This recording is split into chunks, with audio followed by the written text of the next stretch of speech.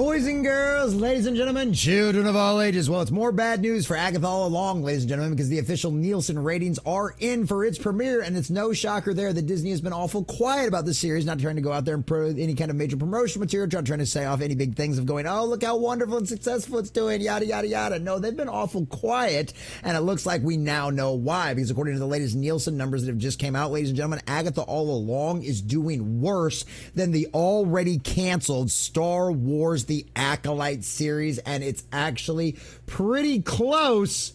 But needless to say, it does not look like it will bode well for the future of Agatha and her coven in any way, shape, or form, because these numbers are atrocious. And you got to think about this. This is being compared to this is numbers that are worse than what is considered the worst Disney Star Wars product of all time. It is a worse rating than the Christmas special, the holiday special, boys and girls. Like, it is that bad on Star Wars' aspect, and Agatha All Along is rated even worse in the numbers than The Acolyte was. So this is abysmally bad. This is absolutely hilarious, and it's just one more reason why Disney Marvel has been changing its tune behind the scenes and firing so many of the activist producers out there, because this is abysmally bad. So we're going to check out this article from boundingintocomics.com, getting all of the juicy details and see exactly what these numbers have us to show. But before we do, if you do enjoy our content, hit that like button, share with all your friends, and subscribe or follow if you have not already, boys and girls, because we are grinding, we are growing, and I could not do that without every single one of you.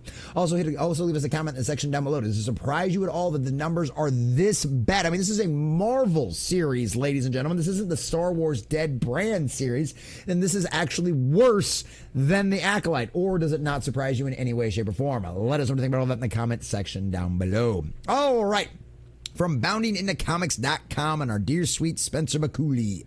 Nielsen ratings reveal Marvel's Agatha All Along struggling with the audiences. That's a nice way to put it, Spencer. We could just say it's bombed. Confirmed Disney Plus series premiered posted worse numbers than The Acolyte. Oh no. According to the latest figures from Nielsen, like most of the Disney's recent projects, it appears Agatha All Along is less than magical ratings powerhouse that they had hoped, and instead yet another Marvel dud. Oh no. And what is up with the outfit, man? Why do they have him looking like Maleficent? I just don't get it.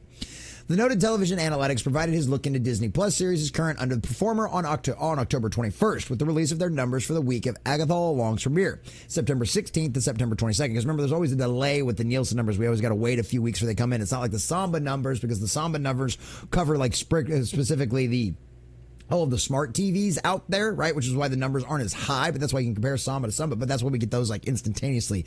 Nielsen has to wait a little while because they still do like the at-home box televisions and stuff like that. So per Nielsen's data, across the two episodes that made its debut, Seekest Thou Road and Circle Sown with Fate Unlock Thy Hidden Gate, the Catherine Hahn-led MCU outing pulled in approximately 426 million total viewing minutes, as for an episode average of 213 million minutes apiece. Given that each episode had roughly a time of 35 minutes apiece, quick calculations suggest that each episode pulled in around 6.085 million viewers, so eventually like 6,085,000 viewers. In doing so, earning the series the 8th place and top spot in Nielsen's top 10 streaming originals charts. Remember, remind you, this isn't the overall charts, because these things don't even make it in the overall charts. It's only the streaming original charts is the only time you ever see any of this stuff go out there, and it's absolutely insane. Unless it's like House of the Dragon or the Penguins probably doing well as well and all of that kind of stuff out there, but yeah, not so much here. Notably placing ahead of it was Monster, the Lyle and Alec Mendez story, The Perfect Couple, Rings of Power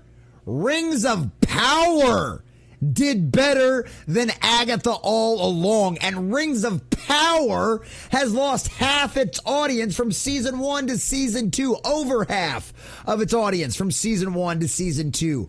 Holy cow. Emily in Paris, Only Murders in the Building, Into the Fire, Tulsa King. Meanwhile, Agatha did manage to beat Hulu's The Secret Lives of Mormon Wives. Yeah, I'm sure that's really appealing to a wide audience. And The Circle, though admittedly not by much. Not by much at all. We've got 392, 368, 426. Yeah, not a whole smash hit. And honestly, Tulsa King is quite a bit ahead of it. There you go, too. Rings of Power. Rings of Power beat this, boys and girls. And while some may attempt to spin these results as, look, it's not doing that bad, it placed not at the bottom, it should be noted, as seen above, that not only did this series perform significantly worse than the new season of the widely penned The Lord of the Rings, The Rings of Power, but it also pulled in less viewers than the 2-episode premiere of Disney's last confirmed ratings catastrophe, The Acolyte. As seen in the firm's numbers for the week of June 3rd to June 9th, the Leslie Headland, Harvey Weinstein's former assistant, Jetty-themed snooze fest pulled in a roughly 488 million collective viewing numbers across the 2-episode premiere for an average of 244 million, or based on each episode's approximate 40 minutes runtime, 6.1 million respective viewers. Almost 35, almost 15,000. Almost 15,000 more people watched The Acolyte's premiere than they watched Agatha All Along. Holy cow. As current, it's unclear just how Disney and Marvel are reacting to Agatha's first public numbers release, as neither entity nor any of their representatives have yet offered comment on the development. Well, that's because they know it's hot, steaming garbage. That's why they're keeping their mouths shut. Externally, the numbers are worse than The Acolyte. Oh, I can only imagine how much worse the internal numbers are, because we know Disney has way better analytics on all this kind of stuff than even the Nielsen or the Samba numbers can give us. And that is wild. Notice how it was awful quiet around the Samba numbers and Agatha All Along as well. However, looking back into how The Acolyte in the dirt ratings drove the House of Mouse to near immediately can The Acolyte after its first season finale, unless the series' subsequent numbers explode upwards, it's likely that Agatha All Along's next episode will be the end of the Witch's Road for Agatha and her coven. Exactly as it deserves to end as well. And there'll be, of course, a lot of comments and stuff out there talking about how it'll be one of them situations where they always plan on this only being one season, that's the guys behind it and stuff like that. But we all know better, boys and girls. If something actually did super well, they'd just find somebody else that do another season of it, or they'd keep all this kind of stuff going ahead. We know how that works because money talks and bullshit walks. And at the end of the day, this thing is an abysmal ratings disaster. I mean, you got beat by Amazon's Rings of Power, who lost half of its audience from season 1 to season 2. And you got beat by the already canceled Star Wars' The Acolyte series that was canceled less than a month after it premiered. Holy cow, boys and girls, there is no way you can deny it. There is no other way to cut it. At the end of the day, Agatha All Along is a disastrous dumpster fire for Disney that they spent way too much money on, and now they are getting exactly what they deserve. Hopefully, this is one of the last things we have to see from the activist regime inside of Disney Marvel, and that the future of Marvel actually ends up being bright, and we get good quality shows again that actually draw people in. Trust me, Disney Marvel is broke right now. They need all the audiences and all the revenue that they can get, and shows like this are not working. They are turning into disastrous dumpster fires, and at the end of the day, Disney, you've gotten exactly what you deserved for it.